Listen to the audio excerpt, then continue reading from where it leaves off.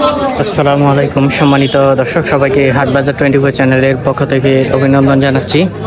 আজ 24শে জুন মঙ্গলবার। আজকে আমাদের কিশোরগঞ্জ জেলার পাকুন্দিয়া উপজেলার ফুলারঘাট বাজারে বিভিন্ন প্রকারের মরিচ, কাঁচামরিচ, এটা কোনটা কত টাকা কেজি দরে বিক্রি হচ্ছে একটু এই ভাইয়ের কাছ থেকে জানবো। আসসালামু আলাইকুম বড় ভাই।